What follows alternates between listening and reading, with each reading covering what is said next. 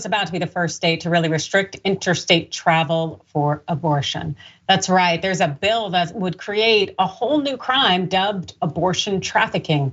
So Idaho, if you don't know, is already one of the most extreme abortion restricted states as far as the books go. And this law that they're proposing now would effectively, it would make it a crime to go across state lines if you need an abortion. Here's more on the bill. House Bill 242, which passed through the state house and is likely to move quickly through the Senate, seeks to limit minors' ability to travel for abortion care without parental consent. Now, the consequences, if caught, of abortion trafficking, they're pretty steep. Abortion trafficking would be a felony, and those found guilty would face 2 to 5 years in prison. The legislation also includes a statute allowing the Idaho Attorney General to supersede any local prosecutor's decision, preemptively thwarting any prosecutor who vows not to enforce such an extreme law. And as we saw in Florida, when there were prosecutors who were unwilling to enforce the abortion laws, well, they got fired by Governor Ron DeSantis. And so I'm sure a lot of prosecutors out there aren't necessarily willing to test their livelihood, even though we do appreciate them standing up. And hopefully, in the event that this bill gets passed, there are prosecutors who will stand up and not enforce it. The legislation actually, it doesn't say anything about necessarily crossing state lines, but Republican lawmakers, they are creative. This is here what it says. Most pregnant people in Idaho are not traveling to obtain an abortion elsewhere in the state. Since nearly all abortions are illegal in Idaho, they're traveling to the border with the intent of crossing state lines like Lee and Washington, Oregon, or Montana to get an abortion there. The crime is the time that somehow is driving the minor in Idaho.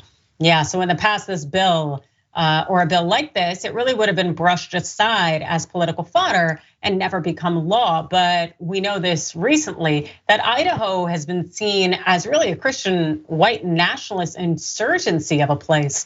And that's in recent years, helping to create a legislature that's quickly gone down the far right rabbit hole, including by introducing legislation that would bring back firing squad executions or make it a crime punishable by life in prison for a parent to get gender affirming care for their transgender child. Yeah, because that's kind of generally how it goes in terms of when we want to push this far right agenda. What we end up doing in actuality is trampling our rights, because this would definitely seem to violate what they call as the dormant commerce clause. That's a thought that you cannot pass laws as one state that impairs another state's ability to make money, to generate commerce. And that's what would seem to be happening here. So you would like to think that hopefully the courts will end up dropping this law and saying it's unconstitutional, similar to the Stop Woke Act out there in Florida. But the thing is, the way these courts are structured, it may just trample on all of our constitutional rights. One thing that we do know is that abortion rights, they seem to be whittled away at by the day. Here's a current map of the states of abortion rights across the country. It's harrowing given what has happened since that Dobbs ruling that has been out there. The fact is that we are regressing as a nation to uplift this Christian cis het white male agenda that favors the 1%. And the thing is, the vast majority of us do not fit that profile, and thus this agenda does not serve us. And yet it still seems to be things that so many of us sign on to. And unfortunately, as a result of that, it means that we all suffer.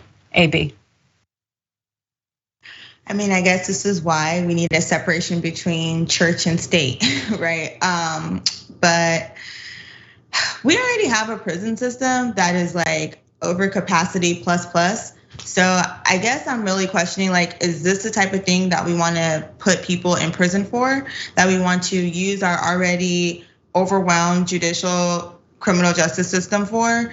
And then it also makes it the reality of how easy it is for people to decide what they want to criminalize when it has nothing to do with them, when they are outside of that community or when they are not affected by those particular actions. So, I mean, I'm really hoping that the courts, I'm praying that the courts make a just decision on this.